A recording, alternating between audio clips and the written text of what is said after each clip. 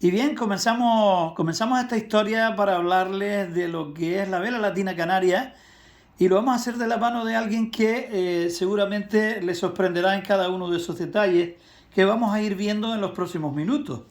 Vamos a hablar con Braulio Díaz Ortega. Muy buenos días. Braulio, ¿cuándo fue la primera vez que se acercó usted a un bote? Porque esto viene de historia de una familia muy larga en la vela latina, pero ¿cuándo recuerda usted que fue la primera vez que usted se acercó a un bote de vela latina? En el, no estoy muy seguro si fue en el 58 o en el 60. 58-60, quiere decir esto que estamos hablando de 60 años atrás, que era muy pequeño, pero de gastarle bien al galgo, como se suele decir. Toda su familia, una larga historia dentro de la vela latina y sobre todo de un bote muy concreto, del que vamos a hablar ahora en los próximos minutos. Eh, ¿Usted recuerda esos primeros pasos en la vela latina? ¿De mano de quién? Lo de mano pues de mi tío Manolo La Fiera, de mi abuelo para descanse, de mi hijo Pitera, y de todo el conjunto de lo que tú nombraste antes, toda la familia, o sea, los Pitera. Estamos hablando que cuando se habla de vela latina en la isla de Gran Canaria sobre todo, es hablar de los piteras, porque estaban desde el principio de la historia casi de esta última etapa de la historia de la vela latina, ¿no? No, lo que pasa es que también, lo que pasa es que uno desconoce, pero también había familias como se usaba mucho aquí en La Puntilla o en San Cristóbal, de que también habían familias embarcadas en los botes, a lo mejor el padre, un hijo, otro hijo, en fin, un hermano, y a lo mejor coincidían en botes, pues, dos hermanos, tres hermanos, pues, o dos hijos y unos sobrinos, porque siempre ha sido una Una cosa un familiar, deporte, ¿sí? prácticamente de familias completas. Es un deporte que se reúne mucho la parte de la puntilla y de la parte de esa época.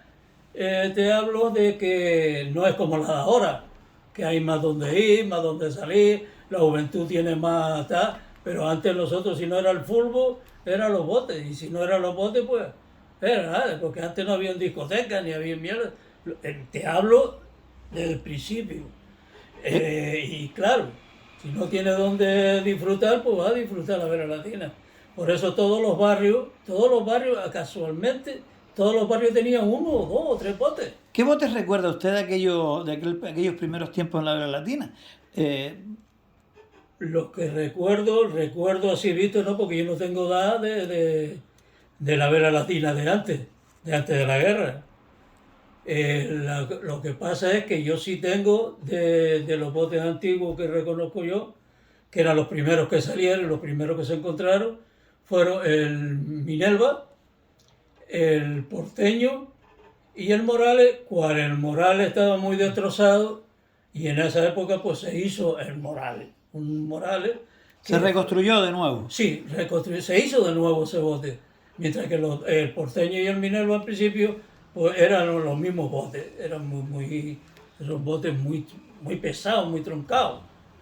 Cuando estamos hablando de la vida de un bote, usted, ¿qué bote es el de esta última etapa, como decíamos?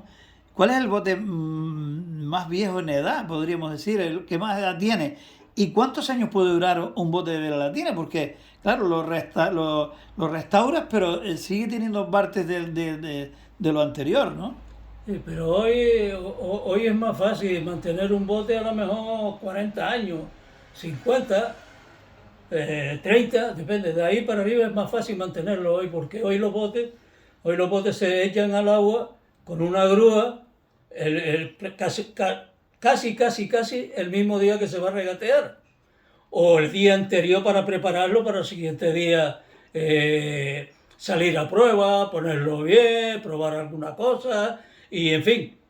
Antes no, antes había que vararlo, jalarlo, los que se varaban en las caravaneras había que meter la anguila en la arena por ahí para abajo para estar y subir ese bote para arriba todo, con la arena mojada y con todo el bote para arriba. El Minerva se varaba en una grúa antigua, en una grúa muy antigua que tenía la carbonera, de la Casa Huelma. Eh, Estamos hablando de que, claro, el concepto que pueda tener cualquier ciudadano que no entienda de vela latina y lo ha visto hoy día, vemos que tiene, por ejemplo, en la isla de Gran Canaria, unas buenísimas instalaciones que la forma de varar cualquier bote es bastante fácil, lógicamente. Pero hay una cosa que nos llama la atención y fíjense ustedes, ahora que nos están viendo, vamos a poner aquí un bote en el que él tiene como, diríamos, como vitola, podríamos decir, para hacer un bote nuevo. Ahora mismo que estamos viendo, Braulio, con este medio bote que tenemos delante de nosotros, para un poco explicar a nuestros televidentes en este momento cuáles son las partes que estamos viendo y para qué se utiliza esta pequeña maqueta. Pequeña, pues esto a escala suelen los carpinteros, cuando tú le dices que te haga un bote, suelen hacer de maqueta. Y entonces la maqueta va a ser, o sea, si no quieres reformar algo en el bote, va a ser precisamente lo que va a ser el bote el día de mañana, después de hecho. Y así es verdaderamente como los carpinteros lo hacen. Y se lo entregan al bote que lo van a hacer y los dueños de los botes, del bote que le mandó a hacer el bote, le dirá, me gusta, hágalo así. Tal y como lo tenemos nosotros a vista de cámara, ¿cuáles son las partes que estamos viendo ahora mismo? Si Ahora podemos mismo está describir. viendo la parte de estribor. La parte de estribor y aparte de eso, ¿cómo se llaman esas partes? Para aquel que no entienda de está bote. la parte de estribor, está la obra muerta, la obra viva, en fin. La línea de flotación bien marcada. Línea de flotación, la obra muerta, la obra viva, la roda, el timón. Y aquí va, que no se suele hacer porque esto es lo que se va a hacer un bote. Aquí va la orza. ¿Y qué es la orza? Para que nuestros oyentes, yo vuelvo a repetirle, usted es un marinero de muchísimos años, de una familia marinera con una tradición tremenda, pero claro, aquel que nos esté escuchando allá en el otro lado del mundo y no haya visto un bote en su vida, tenemos que decir que hay una variante entre bote y barquillo, que ahora la va a explicar nuestro especialista en el día de hoy. Esas partes que usted pasa por alto, que quizás para usted es lo más normal del mundo, y cuando yo veo esa parte, medio barco tenemos aquí ahora mismo, medio bote, perdón, claro, se nos quedan atrás cosas. Vemos también que tenemos una quilla bastante pronunciada, porque para sostener o aguantar el viento en una vela con las dimensiones de las que vamos a hablar luego, pues tiene que tener también un buen calado. Y ahí nos faltan piezas también, de todas formas, ¿no? Exactamente, falta la orza. Falta la orza, que es es un contrapeso que va debajo, que es recta, o hace un poquito, hay quien la tiene recta completa y tal, y hay quien le hace un poquito menos recta. Pero la verdad, sinceramente, que esta orza en la actualidad lleva un peso. Antes no se daba cuenta, o sea, que no había ningún que dijera más de este peso no se le puede poner, o más de un reglamento, vaya. Antes no había reglamento. No había reglamento técnico para especificar las medidas y pesos que podía tener un barco. Ni para hacerlo. Siempre se respetó, eso sí, la eslora del bote, el largo, siempre se respetó. Y de hecho, lo que no se respetó, bueno, sí lo tenía porque este nacieron también para las cosas de Escarbullón, nació en aquella época. Para las cosas de Escarbullón después fueron hechos botes. Pero hay una función que cumple, en este caso, la orza, y es también, de alguna forma, ser de palanca para que el barco no se vire cuando le da el viento fuerte, exactamente. Para que no trabuque. De hecho, la orza hace una paleta como la que tiene estos. Estamos viendo detalles porque, fíjense ustedes, señores televidentes, ustedes, efectivamente, estamos viendo que en su casa, propiamente dicha, está rodeado de ambiente marino total y absoluto. Ahora hablaremos incluso de lo que tiene debajo de ese bote o de ese barquillo de recreo en este caso, que tiene que ver con su historia personal. Ahora hablaremos también de esa parte profesional que usted ha tenido dentro del mundo del mundo marino. ¿Cómo le llama usted? Porque eso es muy importante. Yo creo que hay una diferencia entre sexos, podríamos decir, entre el mar y la mar. ¿Cómo le llama usted? A veces depende de la circunstancia o depende de qué cosa estamos hablando. Entra el mar, coño, porque siempre solemos decir la mar está picada, ese oleaje que tiene la mar ahora, en fin, y a veces decimos el mar. O sea que usted piensa que de las dos maneras está bien dicho. Sí, para nosotros sí. Para nuestros ámbitos, o sea, el diccionario no sé si lo dice así o no lo dice así. Yo me lo como, me lo sarto, pero es que nosotros, pues, el mar, la mar, ¿cómo está la mar, muchachos? La mar está un poquillo picada. ¿Cómo está el mar? Sin embargo, si decimos el mar también, sí, cabe en una conversación, depende del contexto. Porque estoy diciendo, todo se está derivando en el mismo lado. Se está derivando al mar. Como decíamos, a la vista está, nunca mejor dicho, el ambiente marino que rodea a un marinero de toda la vida, porque usted ha tenido, no solamente en la vela latina, ahora volveremos también a la historia de la vela latina y de ese barco Minerva, del que nos va a hablar muy profundamente porque lleva muchísimos años colaborando en los distintos ámbitos, que ya veremos también toda la experiencia que porta nuestro entrevistado en el día de hoy. Pero tenemos al fondo, como fondo de pantalla, la historia también de media vida profesional que usted ha llevado. Además tenemos que decir que este marinero ya con unos cuantos años, más de medio siglo, no vamos a decir la edad porque como las mujeres no nos gusta decir, bueno, pero más de medio siglo, tiene mucho que ver con la historia de Canarias en distintos ámbitos marinos, y lo vamos a ver ahora. Tenemos al fondo un barco también, en este caso atunero. ¿En qué modalidad, Braulio, trabajó usted en este barco que tenemos de fondo, que está hecho a escala real realmente? No, este está hecho a escala real. Efectivamente, estamos hablando con los planos del otro bote, hecho a escala real. Este barco, pues es un barco atunero americano y es de cerco. Un barco de cerco. ¿Qué es un barco de cerco para aquel que pues no tenga conocimiento del mar o de la mar? Un barco, una red de cerco, la red que va alargando el barco, largando, y la otra punta de la red, una se queda en el barco y la otra punta de la red la trae esa lancha que nosotros le llamamos la panga.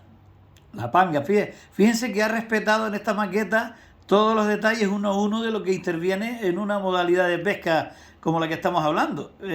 ¿Cuántos años estuvo usted en este barco? Realmente, como dice, ¿qué nombre tenía esta embarcación? Jenny Margot. Jenny Margot, ¿con bandera? No, aquí ya estaba con bandera venezolana. Bandera venezolana. Fíjense que también en esto hay mucha picaresca y todo este tipo de cosas que se mueven dentro de la navegación a nivel mundial, pues para un poco, quizás podríamos decir que a veces se actúa hasta con mala fe a la hora de atender mejor o peor a los trabajadores. Podríamos estar hablando quizás hasta de este tipo de cosas.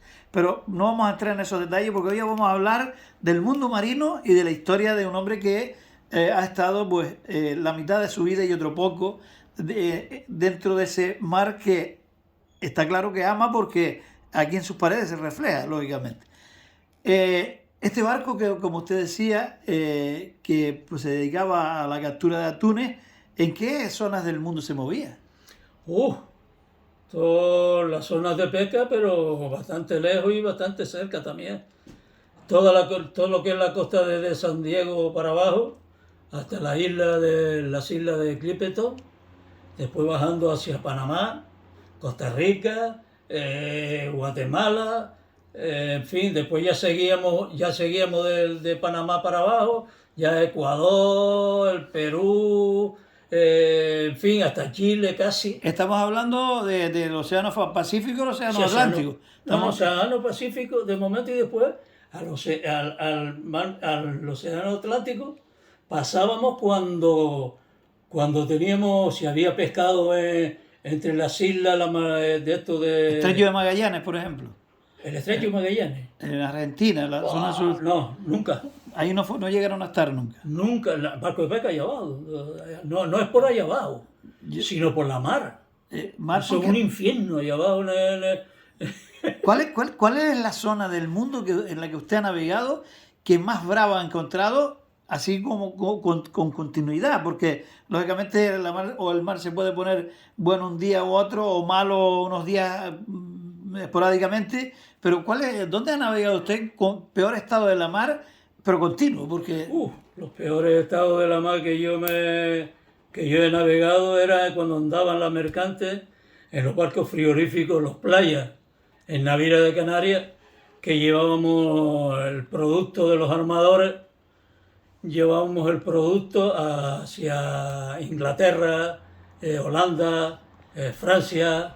estamos hablando de la época, en este caso en Canarias, del tomate. Sí, tomate, pepino, toda esa vaina. En la que hay una larga historia también detrás de ese mundo de la parcería, de los medianeros, de los grandes exportadores como Yowar, Mr. Piche, el Conde de la Vega Grande. También estamos hablando sobre todo en la zona sur de la isla de Gran Canaria, que era y de la zona norte. Y la zona norte, que después cambian su producto del campo, lo cambian al plátano años más tarde en la zona norte, y se queda solo el sur con el tomate, que es donde más, diríamos, proyección tuvo de última hora. ¿Cuántas veces, cuántos días tardaban en llegar en este caso, a los distintos puertos de Europa, y a qué puertos iban? Bueno, pues nosotros tardamos, dependiendo del tiempo, si está más el Golfo de Vizcaya, o estaba más Finisterre, o estaba más el estrecho del Canal de la Mancha, para entrar ahí. Entonces nos pegamos 5 días, 4 días, dependiendo. Y entonces cuando estaba el tiempo un poquillo bueno, entonces ya tardábamos 3 días, 2 días y medio, 3 días para eso, pero eran más los tiempos malos, en invierno, porque era cerca del Gran Sol, donde los barcos iban a pescar allí, que eso era un infierno. Estamos hablando de la verdadera historia de Canarias mezclada, fíjense ustedes, del mundo de la pesca en este caso pesca de altura, del mundo de los botes de Vela Latina, del mundo de la agricultura y ganadería en Canarias, donde hemos tenido contactos con todo el mundo. Hay gente que se ha relacionado, como es el caso de nuestro entrevistado hoy, se ha relacionado con medio mundo y otro poco, porque ¿cuántos países ha visitado usted? Simple y llanamente en su trabajo habitual, ¿no? No me acuerdo, no me acuerdo, porque no tengo dedo ni mano, pero la verdad, sinceramente, que yo le he dado 3 veces la vuelta al mundo ya. Ahora que no nos está escuchando nadie, ¿es verdad eso de lo que los marineros tienen una novia en cada puerto, o hay marineros que la tenían? Bueno, de los que tiene suerte, sí. Bueno, el que tiene mucha suerte, pues sí, pero sí, es una necesidad imperiosa. Bueno, tenemos que es un dicho que está ahí, que Sí. nuestros mayores lo han ido trasladando, y que siempre surge esa frase: eres como los marineros que tienen una novia en cada puerto. Es un ejemplo que se daba de que los marineros pues tenían ocasión de ir a muchísimas partes del mundo, lógicamente. Eso es un decir también. Sí, tiene facilidades, a lo mejor encontrar por ser extranjero, por no ser del mismo país, que toman la diferencia, las mujeres toman, este no de aquí, Este no de aquí, vino a la fiesta y a veces se quedaba, ¿no? Vamos a probarlo, o vamos a estudiarlo, o lo que sea. Bueno, eso como anécdota está bien, porque nosotros, pues dentro de lo que cabe, la vida pues va dando muchas vueltas, y el mundo de la marinería, entiendo, es un mundo muy duro, porque se encuentra... ¿Cuánto tiempo estaba usted fuera de su casa cada vez que hacía esos embarques a otra parte del mundo tan lejana, ¿no? Sin venir a mi casa. ¿Cuánto tiempo estuvo, diríamos, la vez que más tiempo estuvo en la mar? ¿Cuántos meses estuvo, o años podríamos decir? En la mar completo nunca, porque ibas a lo mejor, la ruta que cogimos nosotros una vez, Estábamos entre Tampa, y desde Tampa íbamos a Florida, de Florida a Tampa otra vez, cargamos, cruzábamos el canal, nos íbamos a Hawái, de Hawái nos íbamos a Hong Kong, aparte de Hong Kong a Tokio, Yokohama, Kobe, y después volvíamos otra vez a Australia. Quiere decir que se cogía la pesca, se arreglaba y se No, vendía. no era yo nunca la pesca he hecho.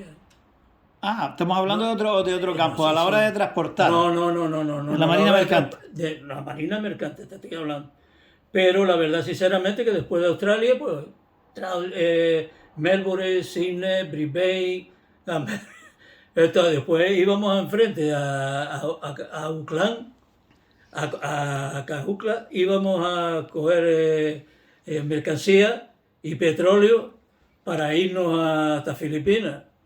En Filipinas volvíamos, nos íbamos a Panamá y eso era ¿Qué? una ruta. Era una ruta y hablaba usted antes de que era una naviera canaria, en este caso. Sí. De capital canario prácticamente. Sí. Y recuerda usted, bueno, sus patrones en aquella época, ¿quiénes eran los dueños de esta naviera canaria? Los dueños de esta naviera de Canarias, lo primero que yo escuché, yo no sé si después ya... Que se llamaba Navicán, la abreviación Naviera de Canarias se llamaba Navicasa. Navicasa. Navicasa, Naviera de Canarias. Entonces yo, porque no tenía entendido que la compañía la fundaron los Mr. Piche, don Juliano Boní. Estamos hablando de que para que la gente nos entienda ahora, los que no están acostumbrados a este ambiente, don Juliano Boní era un exportador muy importante de Canarias, sigue siéndolo hoy día, de tomates hacia, sobre todo al norte de Europa. Luego también Mr. Piche era un señor inglés que empezó siendo intermediario de los exportadores y al final terminó siendo él también exportador propiamente dicho, ¿no? Pues el conde de la Vega Grande, que ya era casi todo el sur ese era de ellos. Y que era ese, Mr. Piche, el conde de la Vega Grande, Juliano Bonín y ¿cómo es? Jowar, sí, Jowar, que era inglés también. Uh-huh. Sí, bueno, ahí surge también, si empezamos a nombrar los de la época, que cuando compramos papas de semilla, en este caso que vienen también de la zona norte de Europa, estamos hablando cuando se abrevia ese papas Chinegua y era Kinewar, que también estuvo dentro del mundo del tomate y luego empezaron a hacer el intercambio de papas de semilla, importación y exportación en la zona. De hecho, continúa trayendo las papas de semilla en Inglaterra. La Quinegua, la Picasso y todo eso. Son abreviaciones que entre los canarios entendemos porque hemos abreviado el nombre como decíamos antes de Kinewar, le decimos Chinegua. Entonces, todo el mundo lo entiende, pero que estamos hablando de la historia de Canarias profunda, porque estamos mezclando el mundo marino. Comenzamos esta entrevista un poco, como ustedes habrán visto, hablando de botes, pero mire dónde hemos ido, para dónde hemos ido derivando. No queremos dejar la vela latina atrás y vamos a volver a ella. Y aquí tenemos verdaderas reliquias. Usted hablaba antes de los botes de vela latina, pero también los personajes que habían dentro de la vela latina que fueron históricos. Él no está vestido por casualidad con esa camiseta que lleva puesta ahora mismo, porque tiene verdadera historia en su pecho ahora mismo plasmado, de los cuales prácticamente todos son familias propias que él ha querido de alguna forma representar y hacer que de alguna forma nombrándolo sigan viviendo la historia, ¿no? Me gustaría ver qué es lo que lleva, si se nos incorpora un poquito, y ya lo tenemos prácticamente dentro de la pantalla. ¿Cuál es la historia de su camiseta? Si le parece, así nos lo explica, nos explica un poquito lo que estamos viendo ahora mismo. Bueno, ahora mismo está viendo una camisa que me gustó porque la diseñé yo en la altura con la cuestión del Minerva. Y tengo otra también que también la diseñé yo por ahí, pero esto es una camisa que la hice por el bote que es, por lo que representa para mí este bote y también por las personas que hay aquí dentro. Está un tío mío, mi tío Antonio, su padre, Antonio también, que le llaman cariñosamente, le llaman Pitera, Pitera también. Luego está mi tío Manolo, Manolo Cabrera Ortega, que cariñosamente todo el mundo lo conoce y lo conocemos por el sobrenombre de Manuel la Fiera. Con mucho orgullo y con mucho cariño lo llevo yo aquí en el pecho. Y aquí el otro tío mío también, hermano de este, hijo de este, primo de este y primo de este. Toda una historia en su pecho ahora mismo. No, por eso les decía que no era casualidad que estuviera vestido de esa manera. También los hemos representado aquí en esta casa, como decíamos, con ambiente marinero total. Volvemos a la historia del Minerva y lo tenemos aquí ahora en dos cuadros, y en el centro tenemos precisamente al gran impulsor de este bote de vela latina. Cuando hablamos del Pitera, podríamos decir que estamos hablando de la historia de la vela latina de la isla de Gran Canaria, diríamos, de lo más alto de la historia de la vela latina, o hubo tiempos anteriores que la vela latina tuvo grandes épocas, o estamos hablando precisamente de la época gloriosa de la vela latina. De la época gloriosa de la vela latina fue un gran patrón, uno de los mejores patrones, pero el Minerva también tuvo en su época de salida un patrón que era Rafael Martín. Estamos hablando de en qué año salía a navegar por primera vez el Minerva. Tendría unos años para la construcción, pero luego... Sí, no, pero es que da la casualidad que el Minerva se hizo en el 33, en el 1933, pero estuvo un tiempo parado porque no conseguía un promotor. O sea que eso de la publicidad, antes también había que esperar por el... No había publicidad, un promotor. Y entonces ese bote se iba a llamar, en aquella época se iba a llamar el Lobo Blanco.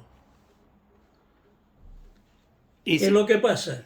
Que al conseguir un patrocinador, que era una compañía de seguro, se llama Seguros Minerva, es una compañía que da en Bilbao, creo que era, o sea, de incendio, un seguro de incendio de casas y de toda esa vaina. Y sin embargo después, al no poderlo conseguir, sino darle la propaganda esta casa de seguro, desistieron de ponerle Lobo Blanco. Y entonces se llamó como la casa de seguro, Minerva.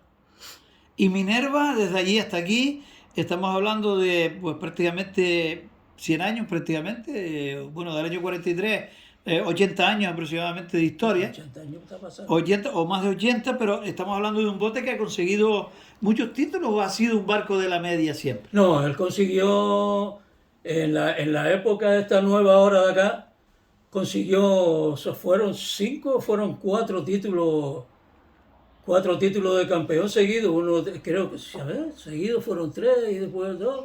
O sea, uno se le va la hora porque yo estaba navegando. ¿Qué es lo que hace falta en un barco en un bote de vela latina para conseguir esos grandes triunfos? ¿Qué es lo que se mima y se cuida en un bote para que sea más ágil, aparte de la tripulación, que lógicamente hablaremos ahora de ella? ¿Qué es lo que se mima más a la hora de construir un bote? Que antes, como decíamos, lo teníamos delante, tenemos quizás la maqueta para que un carpintero de Ribera nos lleve pues a la construcción de un bote de este tipo, pero ¿qué se mima más? ¿Qué se exige a la hora de construirlo para que sea más ágil, le entre más al mar, diríamos, rompa ese mar y penetre por él con esa facilidad? ¿Qué es lo que se mira a la hora de construir? Bueno, yo la verdad sinceramente que yo, por lo que sé, no te puedo decir más allá porque no soy ni carpintero de Ribera, ni lo más que se mira en un bote es su línea de bote, que tenga una buena salida, una buena entrada. ¿Y la entrada de qué estamos hablando? Yo siempre, usted como lo conoce todo en esto, pues habla fácilmente, pero explique un poquito qué es la entrada en un bote. Bueno, se supone que el bote está metido en el agua de aquí para abajo. Entonces, cuando tú vas caminando hacia adelante, vas entrando en el agua. Estamos hablando de la línea de flotación para abajo. De la línea de flotación y de la línea de flotación para arriba también. Porque esto, cuando hay mal tiempo y hay oleaje, esto se mete bajo el agua. Entonces, si tú le metes más tropiezo, más gandú, más tropiezo, más anchura, o más tal, no sé cómo explicarlo, lo explicaría mejor un carpintero Rivera, frenaría la embarcación. Pero tampoco es conveniente que el bote sea un filo, cuchillo. Que tenga, pero que tenga rompiente, o sea, es como si fuera una cosa, como si fuera un bulbo, vaya, una cosita que va abriendo el agua para que no tropiece tanto en el costado. Estamos hablando de grandes barcos como el que tenemos al fondo, sí, que el bulbo se le ha puesto precisamente para otro cometido, ¿no? Pero este no lo lleva aquí, lo lleva en la carpintería, en la misma carpintería de aquí debajo, que lo llenan un poquito, apenita más, llenito, y entonces el bote parte más. Y luego pues tiene la fuerza del bote es esta, de aquí hasta aquí. Que llegue a abrir, lo estamos viendo perfectamente. Es que con la mitad de este bote podemos aprender un montón de cosas. Fíjense que se ha respetado incluso la forma de su pintura y tal, que lo hacen como maqueta para el carpintero de Rivera, que lo ejecuta tal y como se lo han llevado. Luego a la hora de sacar el barquillo a la mar o al mar, todavía estamos con eso de si es varón o hembra, pues tendrá su mayor o menor rendimiento. ¿Y ha pasado alguna vez que una vez se saca el bote al agua lo vuelven a sacar porque no les gusta la manera de romper y demás? ¿O esto ya una vez se ha hecho, esto no se vuelve a retocar más? Hay muchísimos botes que yo no me acuerdo de haber retocado ninguno, porque de hecho ahí en el varadero de los Jorge, aquí está la calle Alvareda, se hizo un bote que también estaba antiguamente, que era el Cedro. Y la verdad, sinceramente, que era todo de cedro, era todo embarnizado, no era de colores, sino bien embarnizado. Bien con bonito, madera natural, tal y bien, como se terminaba. No, y embarnizado. ¿Qué es lo que pasa? Que sinceramente no dio el bote. Bote no, porque lo echabas al agua, lo echabas al agua y se quedaba un poco bastante escorado. Nos vuelve un poquito la maqueta hacia acá porque queremos ver esa parte de dentro. Estamos hablando que es la mitad, como cortado a cuchillo, Sí. de lo que podría ser un barco o es un barco en la realidad. Una maqueta que, como decíamos antes también, el carpintero de Rivera utiliza para darle el más mínimo toque que le haya pedido, el que le haya hecho ese encargo de cualquier bote, ¿no?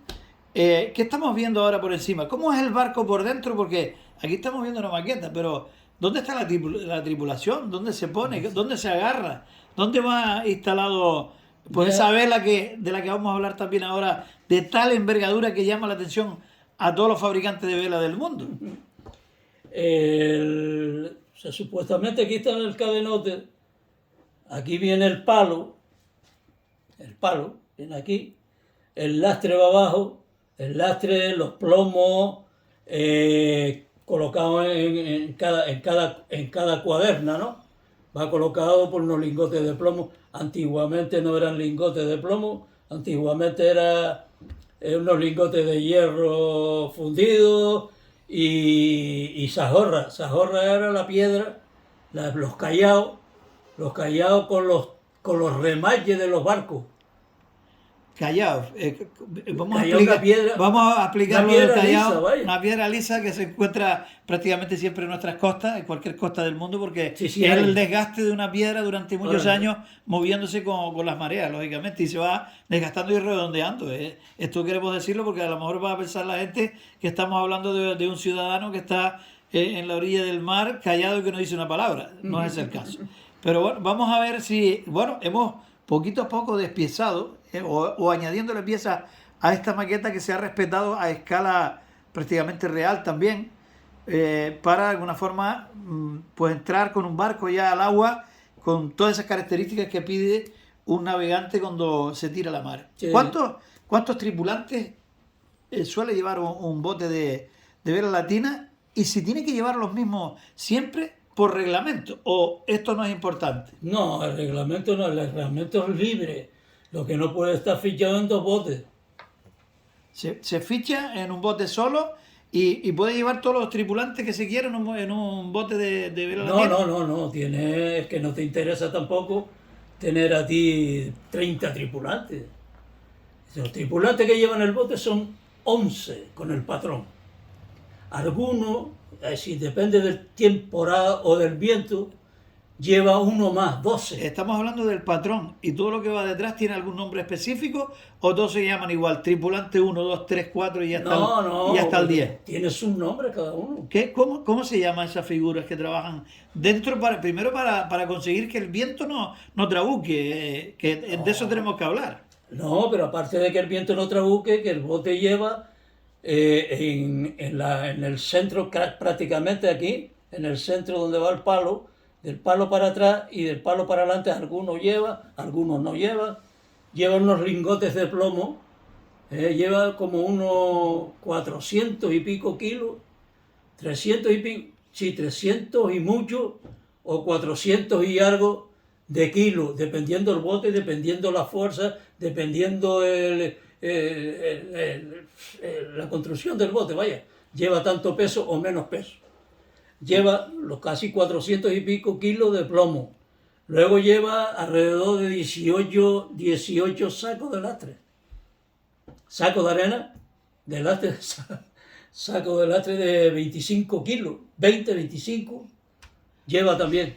Y aparte del plomo, aparte de la orza que estuvimos hablando antes, la orza y esto que también a la larga funciona. Cuando el bote está escorado así, que está en la mar, el agua llega, el nivel del agua llega a veces hasta aquí y a veces se embarca y lo trabuca. Va metiendo la banda porque el viento es mucho y si no le da tiempo al escotero, no le da tiempo, porque afloja un poquito escota para que la vela, el velame este que lleva, se vacíe el viento y no lo retenga tanto.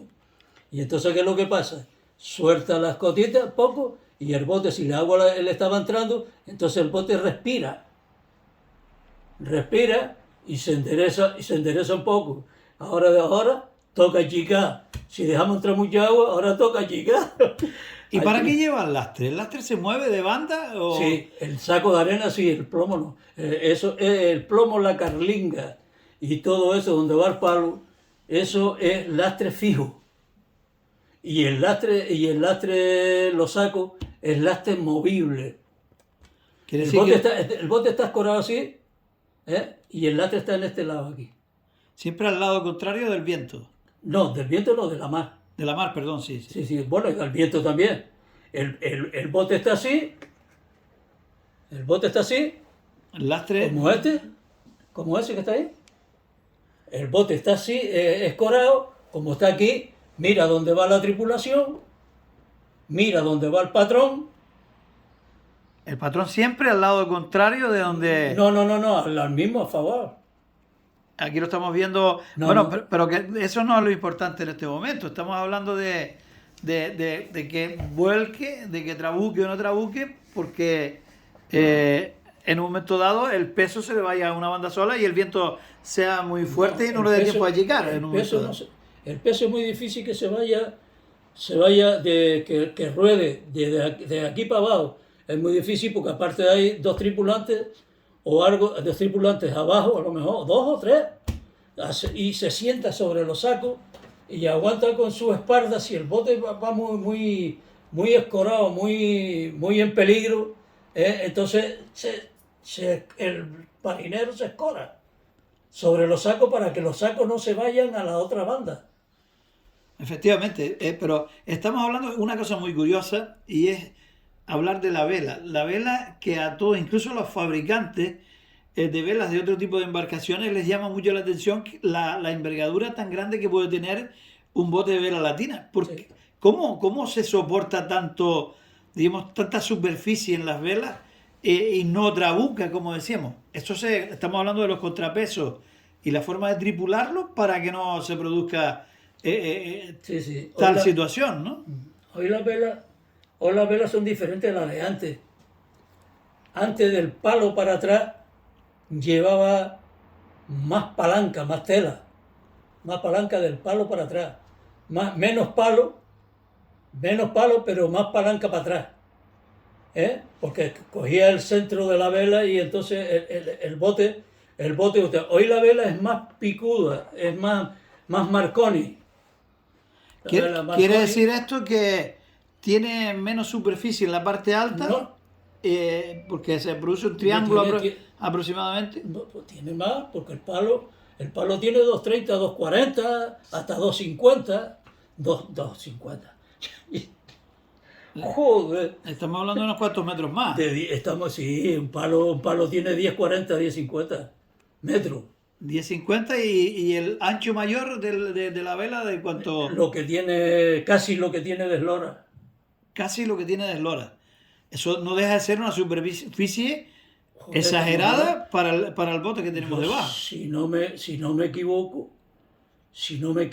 una vela antes, cuidado, si no me equivoco y que Dios me perdone, creo que andaba entre 84, 86 yardas de tela.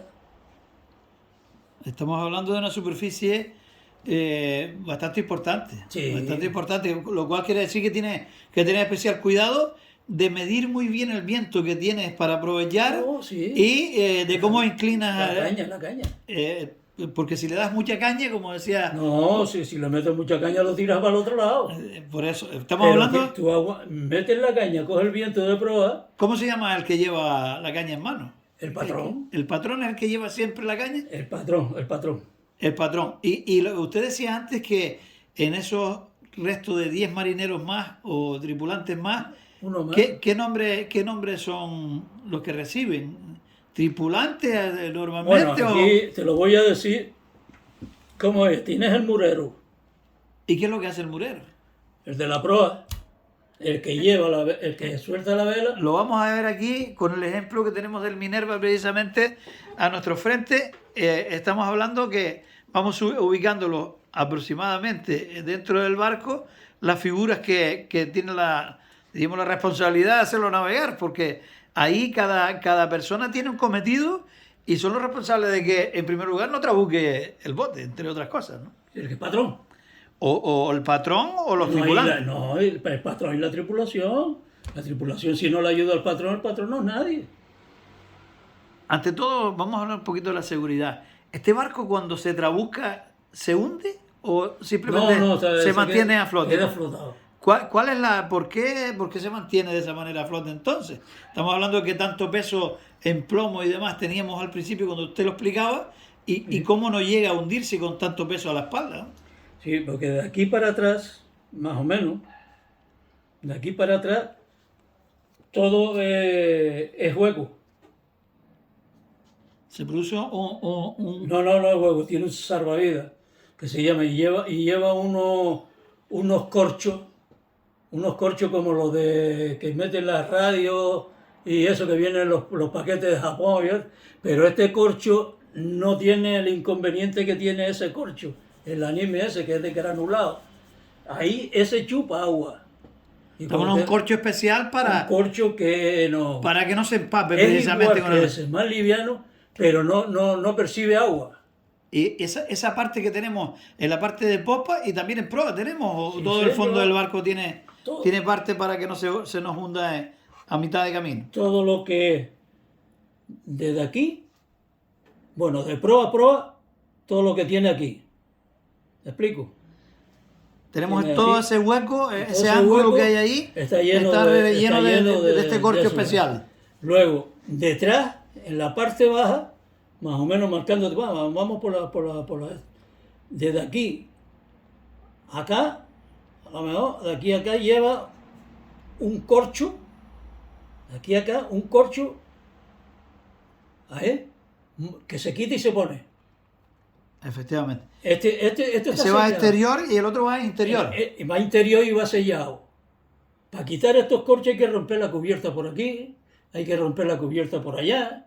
Y entonces de aquí a acá más o menos hasta aquí, lleva un corcho grande que sirve también para que pisar flote. dentro del bote. Ah, Porque para pisar con comodidad, sí, diríamos, sí, del suelo del propio sí, bote. y un poquito más abajo, esto era así, así y así. Porque aquí es donde se monta el murero, para meter la mura. Efectivamente. Y entonces, ¿qué es lo que pasa?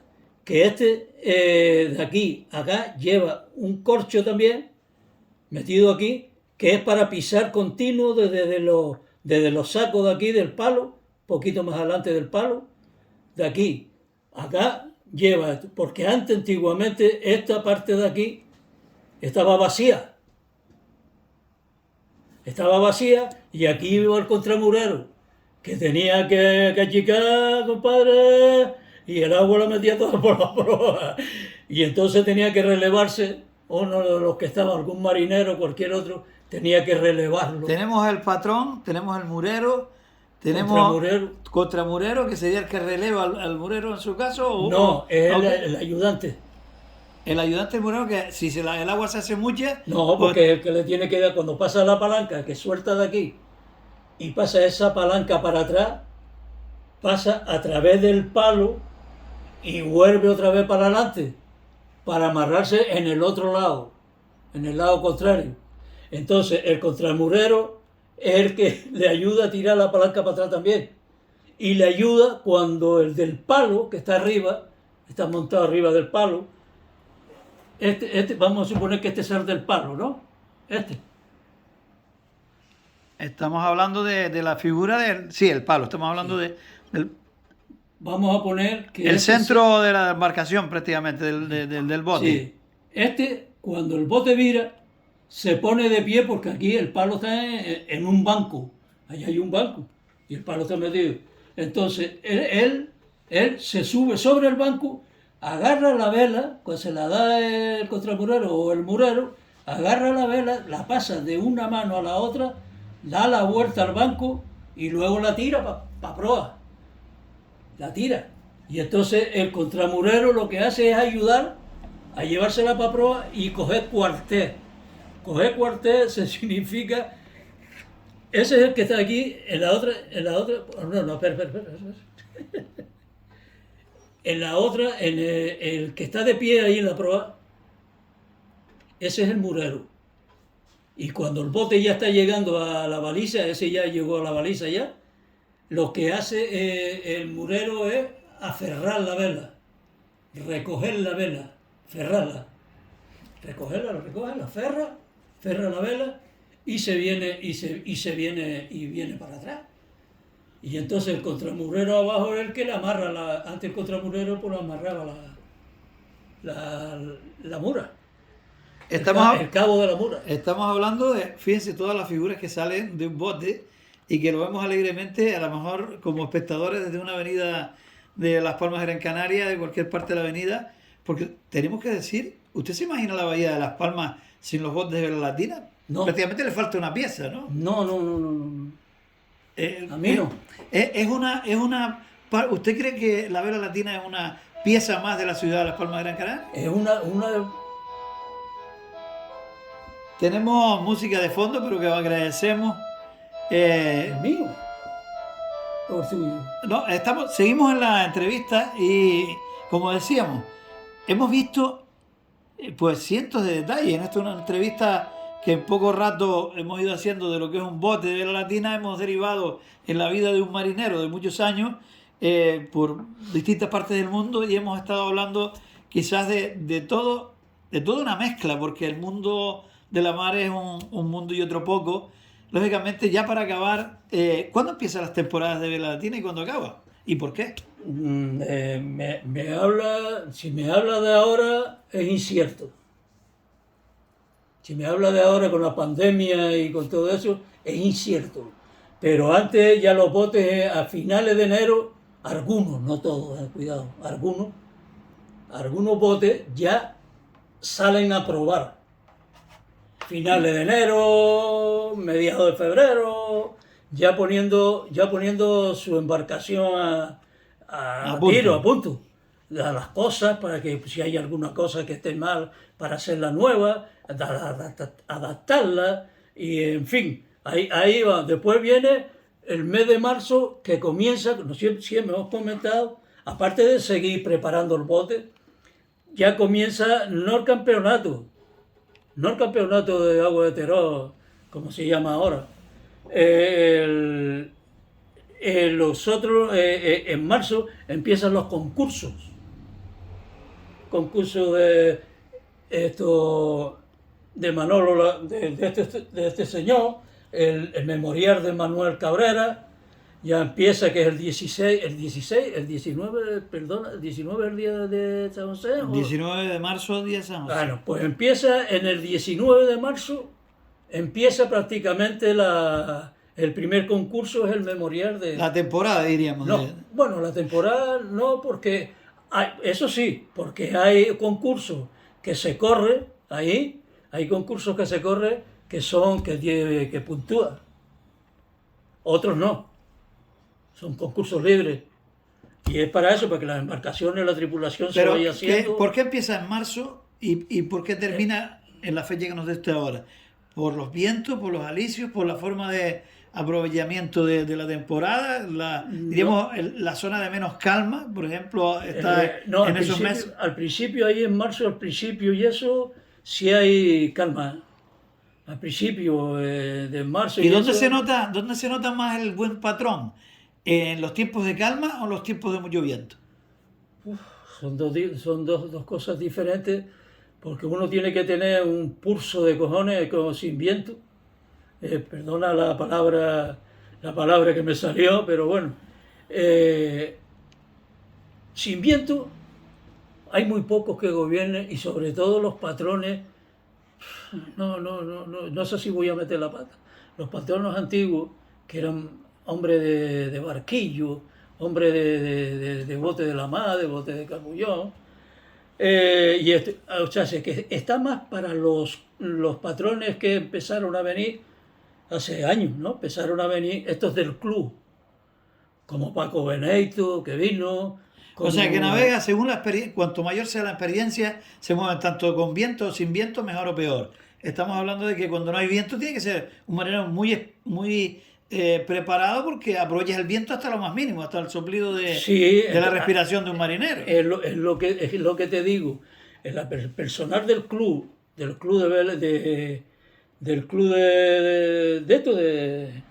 Club de barquillo de de la puntilla, estamos hablando. Vale. Los patrones del club, ¿sí?, gobierna sin viento de putísima madre. Del Club Victoria estamos hablando. No, del Club Victoria o del Club Náutico. Los primeros fueron del Club Náutico, todos ellos. Y entre ellos, porque nosotros no teníamos ni nada, sino la mura de la vela. Se les daba un descuento en la mura un poquito más, para que cuando el viento te iba a tocar del otro lado, te tocaba el paño ese y tú tenías que abrir el bote un poquito más. Tenías que abrirlo, porque si no se te va a venir al otro lado, a la oruga. Y entonces ahora no, ahora lleva unos hilos de esto de hacer ropa, eso de estambre, de que hacían los pullovers y eso. Un hilito de eso, se lo pone aquí, uno arriba, otro más abajo, y esto ya. Después un poquito más arriba de la proa, poquito. Después no sé si arriba, y hay algunos que lo llevan también donde va la baileca.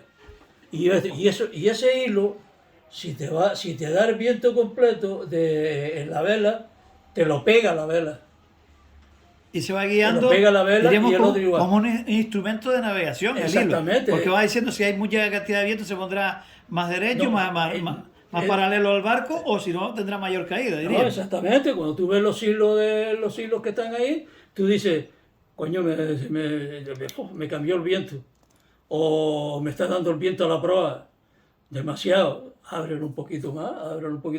Entonces ves tú como el hilo que estaba caído, el de allá pegado, pero el de dentro caído, porque no le está dando el viento, Ve tú cómo hace, se endereza para arriba y se va. Es Se como va un para piloto atrás. automático, Sí, sí, diríamos, porque te va y- dando el nivel de velocidad del viento. sí, sí. Y entonces cuando lo tienes muy, muy pegado, o el otro también lo tienen todavía, que no se te ha caído del todo, el bote tienes que buscarlo más.